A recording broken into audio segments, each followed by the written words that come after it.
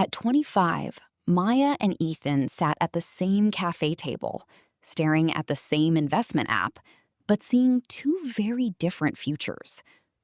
Maya invested a small amount that same month. Ethan smiled, closed the app, and said, "I'll start later when I make more money." 10 years passed. Their lives looked similar on the outside, but their financial trajectories had quietly separated. Maya never had a dramatic moment. No lucky windfall, no perfect market timing. She just kept putting in small amounts every month, even when the numbers looked too small to matter. Ethan waited for a bigger salary, a better moment, and less uncertainty. The problem was simple. While he waited, time kept working for Maya. This is the quiet force behind wealth: compound interest. It means your money doesn't only grow on the original amount you invested, it also grows on the growth that has already been added.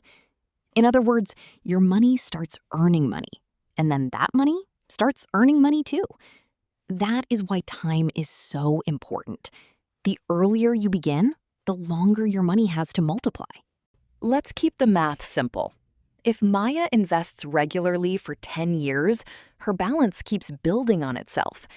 If Ethan waits 5 years before starting, he doesn't just lose 5 years of contributions, he also loses 5 years of growth on those contributions. That is the hidden cost of waiting. Compound interest does not punish laziness loudly, it rewards patience quietly. Starting early matters because compound growth needs time, not drama. A small amount invested today can become far more powerful than a larger amount invested much later.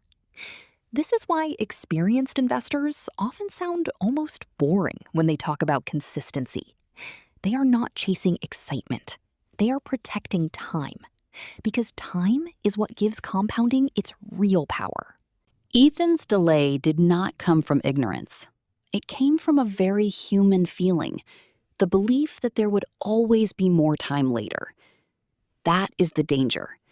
Compound interest makes late starts expensive, but it makes early starts almost invisible. At first, the reward feels too small to celebrate. Only later do the results become undeniable. 10 years later, Maya had built not only a larger portfolio, but also a stronger habit. She trusted the process. Ethan, on the other hand, was now trying to catch up, contributing more each month, but starting from a much smaller base.